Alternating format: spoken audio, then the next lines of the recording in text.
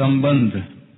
अब आगे के 71वें श्लोक में स्थित प्रज्ञ कैसे चलता है, इस प्रश्न के उत्तर का उपसंहार करते हैं। विहाय कामान यः सर्वान् पुमांश्चरति निःस्पृहः निर्ममो निरहंकारः स शान्तिमधिगच्छति।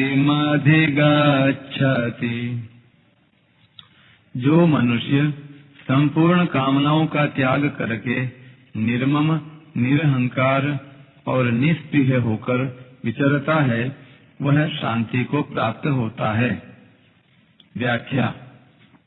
विहाय कामान यः सर्वान् पुमांश्चरति निष्प्रियः। अप्राप्त वस्तु की इच्छा का नाम कामना है। स्थित प्रज्ञ महापुरुष संपूर्ण कामनाओं का त्याग कर देता है। कामनाओं का त्याग कर देने पर भी शरीर के निर्वाह मात्र के लिए देश, काल, वस्तु, व्यक्ति, पदार्थ आदि की जो आवश्यकता दिखती है, अर्थात जीवन निर्वाह के लिए प्राप्त और अप्राप्त वस्तु आदि की जो जरूरत दिखती है, उसका नाम स्पृहा है। स्थित प्रज्ञ पुरुष इस स्पृहा का भी त्याग कर देता है, कारण कि जिसके लिए शरीर मिला था और जिसकी आवश्यकता थी, उस तत्व की प्राप्ति हो गई, वह आवश्यकता पूरी हो गई। अब शरीर रहे चाहे न रहे, शरीर निर्वाह हो चाहे न हो, इस तरफ वह बेपरवाह रहता है। यही उसका निष्प्रिय होना है। निष्प्रिय होने का अर्थ यह नहीं है कि वह निर्वाह की वस्तुओं का सेवन करता ही नहीं, वह निर्वाह की वस्तुओं का सेवन भी करता है, पथ्य कुपथ्य का भी ध्यान रखता है।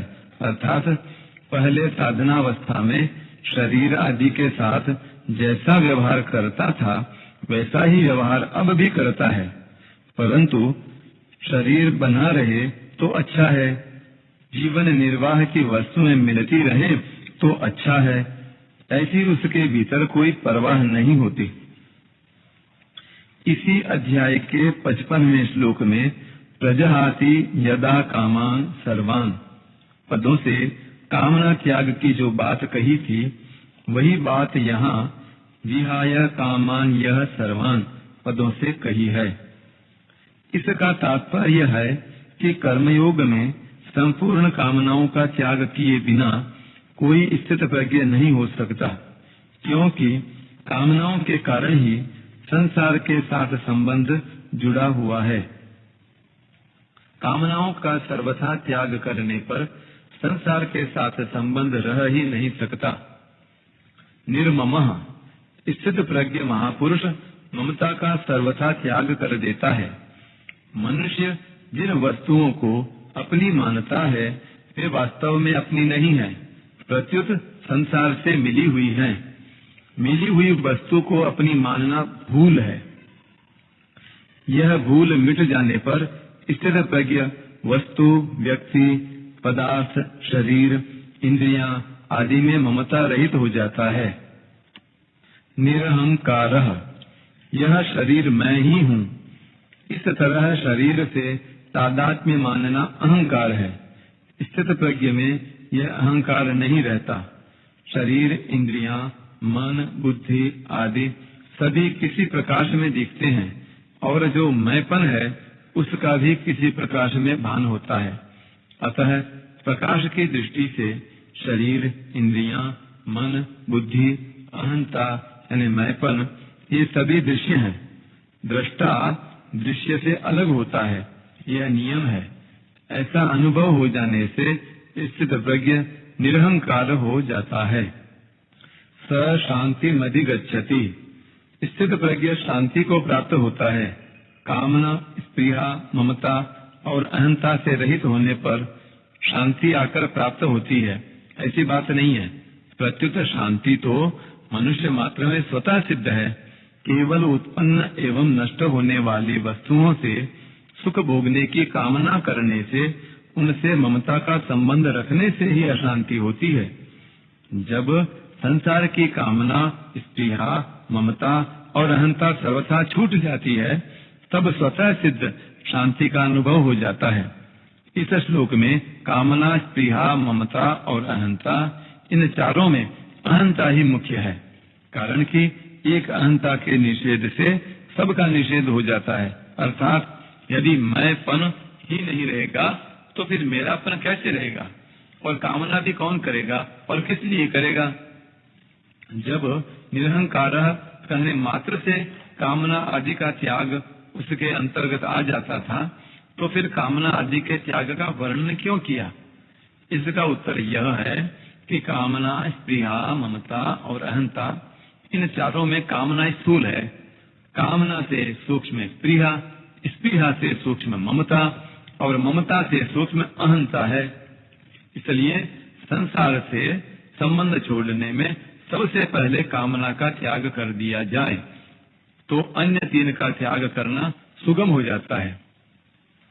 कामना करने से कोई वस्तु नहीं मिलती, वस्तु तो जो मिलने वाली है वही मिलेगी। अतः कामना का त्याग कर देना चाहिए। कामना का त्याग करने के बाद भी स्पृहा रहती है। स्पृहा यानी शरीर निर्वाह की आवश्यकता पूरी हो जाए, यह भी हमारे हाथ की बात नहीं है। अर्थात स्पृहा की पूर्ति में भी हम स्वतंत्र नहीं है। जो होना है वह तो होगा ही, फिर स्पृहा रखने से क्या लाभ। अतः शरीर के लिए अन्न, जल, वस्त्र आदि की आशा छोड़ने से स्पृहा छूट जाती है। कामना और स्पृहा को छोड़ने के बाद भी प्राप्त वस्तु, शरीर आदि में ममता रहती है। ममता रखने से वस्तु आदि सुरक्षित रहती हो, यह भी कोई नियम नहीं है, और ममता न रहने से वस्तु आदि नष्ट हो जाती हो, यह भी कोई नियम नहीं है। अतः प्राप्त वस्तु में ममता रखने से कोई प्रयोजन सिद्ध नहीं होता। तात्पर्य है कि कामना और स्पृहा का त्याग करने के बाद ममता का त्याग और इन तीनों का त्याग करने के बाद अहंता का त्याग सुगम हो जाता है। परंतु कामना, स्पृहा और ममता का त्याग करने से पहले ही अहंता का त्याग करने में कठिनता होती है। अतः साधक पहले क्रमशः कामना, स्पृहा और ममता का त्याग कर दे तो अहंता का त्याग करना उसके लिए सुगम हो जाएगा। अहंता, ममता से रहित होने का उपाय। कर्मयोग की दृष्टि से मेरा कुछ नहीं है, क्योंकि मेरा किसी वस्तु, व्यक्ति, परिस्थिति, घटना, अवस्था आदि पर स्वतंत्र अधिकार नहीं है। जब मेरा कुछ नहीं है तो मेरे को कुछ नहीं चाहिए, क्योंकि अगर शरीर मेरा है तो मेरे को अन्न, जल, वस्त्र आदि की आवश्यकता है। पर जब शरीर मेरा है ही नहीं तो मेरे को किसी की कुछ भी आवश्यकता नहीं है। जब मेरा कुछ नहीं और मेरे को कुछ नहीं चाहिए तो फिर मैं क्या रहा, क्योंकि मैं तो किसी वस्तु, शरीर, स्थिति आदि को पकड़ने से ही होता है। मेरे कहलाने वाले शरीर आदि का मात्र संसार के साथ सर्वथा अभिन्न संबंध है। इसलिए अपने कहलाने वाले शरीर आदि से जो कुछ करना है वह सब केवल संसार के हित के लिए ही करना है, क्योंकि मेरे को कुछ चाहिए ही नहीं।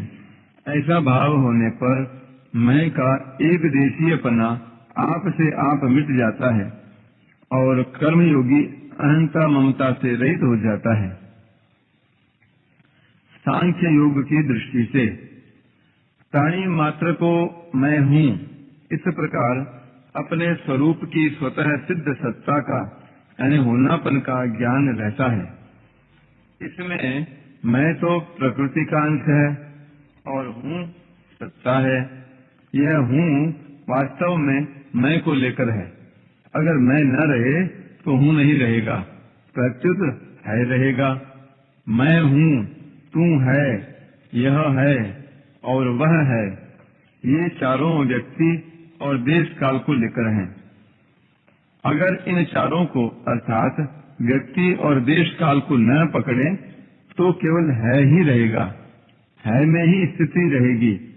है में स्थिति होने से सांख्य योगी अहंता ममता से रहित हो जाता है। भक्ति योग की दृष्टि से जिसको मैं और मेरा कहते हैं वह सब प्रभु का ही है, कारण कि मेरी कहलाने वाली वस्तु पर मेरा किंचन मात्र भी अधिकार नहीं है, परंतु प्रभु का उस पर पूरा अधिकार है। वे जिस तरह वस्तु को रखते हैं, जैसा रखना चाहते हैं वैसा ही होता है। अतः यह सब कुछ प्रभु का ही है, इसको प्रभु की ही सेवा में लगाना है। मेरे पास जो शरीर, इंद्रियां, मन, बुद्धि है, यह भी उन्हीं की है और मैं भी उन्हीं का हूँ। ऐसा भाव होने पर भक्ति योगी अहंता ममता से रहित हो जाता है। परिशिष्ट भाव। पहले सोमृतत्वाय कल्पते कहकर ज्ञान योग की सिद्धि बताई थी, ज्ञान योग की पूर्णता बताई थी। अब स शांति मधि गच्छति कहकर कर्मयोग की सिद्धि बताते हैं। तात्पर्य है कि चिन्मयता में, स्वरूप में स्थिति होने से अमृत की प्राप्ति होती है और जड़ता के त्याग से, अहंता के त्याग से शांति की प्राप्ति होती है। अहंता अपने स्वरूप में मानी हुई है, वास्तव में है नहीं। अगर यह वास्तव में होती तो हम कभी निरहंकार नहीं हो सकते थे और भगवान भी निरहंकार होने की बात नहीं कहते, परंतु भगवान निरहंकार कहते हैं। अतः हम अहंकार रहित हो सकते हैं। हमारा अनुभव भी है कि वास्तव में स्वरूप अहंकार रहित है। सुषुप्ति के समय अहम के अभाव का और स्वयं अपनी सत्ता के भाव का अनुभव सबको होता है, जिसका स्पष्ट बोध जगने पर होता है। सुषुप्ति में अहम अविद्या में लीन हो जाता है पर स्वयं रहता है। इसलिए सुषुप्ति से जगने पर उसकी स्मृति से हम कहते हैं कि मैं ऐसे सुख से सोया कि मेरे को कुछ पता नहीं था। इस स्मृति से सिद्ध होता है कि सुख का अनुभव करने वाला और कुछ पता नहीं था यह कहने वाला तो था ही नहीं, तो सुख का अनुभव किसको हुआ और कुछ पता नहीं था यह बात किसने जानी। अतः कुछ पता नहीं था यह अहम का अभाव है और इसका ज्ञान जिसको है वह अहम रहित स्वरूप है। एक स्त्री की नथ कुएं में गिर गई। उसको निकालने के लिए एक आदमी कुएं में उतरा और जल के भीतर जाकर उस नथ को ढूंढने लगा। ढूंढते ढूंढते वह नथ उसके हाथ लग गई तो उसको बड़ी प्रसन्नता हुई, परंतु उस समय वह कुछ बोल नहीं सका, क्योंकि वाणी अग्नि और जल का आपस में विरोध है। अतः जल से बाहर आने पर ही वह बोल सका कि नथ मिल गई। ऐसे ही सुषुप्ति में अहम के लीन होने पर मनुष्य सुख का अनुभव तो करता है पर उसको व्यक्त नहीं कर सकता, क्योंकि बोलने का साधन नहीं रहा। सुषुप्ति से जगने पर ही उसको सुषुप्ति के सुख की स्मृति होती है। स्मृति अनुभवजन्य होती है। अनुभवजन्यम ज्ञानम स्मृति। इस प्रकार सुषुप्ति में अहम के अभाव का अनुभव तो सबको होता है, पर अपने अभाव का अनुभव किसी को कभी नहीं होता। अहंकार हमारे बिना नहीं रह सकता, पर हम स्वयं अहंकार के बिना रह सकते हैं और रहते ही हैं। हमारा स्वरूप चिन्मय सत्ता मात्र है। इस नित्य सत्ता को किसी की अपेक्षा नहीं है, पर सत्ता की अपेक्षा सबको है। अगर हम अहम से अलग न होते, अहंकार रूप ही होते, तो सुषुप्ति में अहंकार के लीन होने पर हम भी नहीं रहते। अतः अहंकार के बिना भी हमारा होनापन सिद्ध होता है। जागृत और स्वप्न में अहम प्रकट रहता है और सुषुप्ति में अहम लीन हो जाता है, पर हम स्वयं निरंतर रहते हैं। जो प्रकट और लीन नहीं होता, वही हमारा स्वरूप है। कामना का त्याग होने पर भी शरीर निर्वाह मात्र के लिए कुछ न कुछ वस्तु, व्यक्ति, पदार्थ आदि की आवश्यकता रह जाती है, जिसको स्पृहा कहते हैं। स्थित प्रज्ञ महापुरुष में शरीर निर्वाह मात्र की आवश्यकता का तो कहना ही क्या, शरीर की भी आवश्यकता नहीं रहती। कारण कि शरीर की आवश्यकता ही मनुष्य को पराधीन बनाती है। आवश्यकता तभी पैदा होती है जब मनुष्य उस वस्तु को स्वीकार कर लेता है जो अपनी नहीं है। कर्मयोगी किसी भी वस्तु को अपनी और अपने लिए नहीं मानता, प्रत्युत संसार की और संसार के लिए ही मानता है। इसलिए उसको किसी भी वस्तु की आवश्यकता नहीं रहती।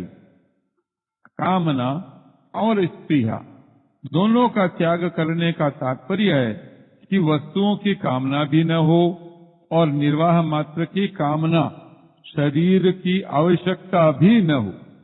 कारण कि निर्वाह मात्र की कामना भी सुख भोग ही है।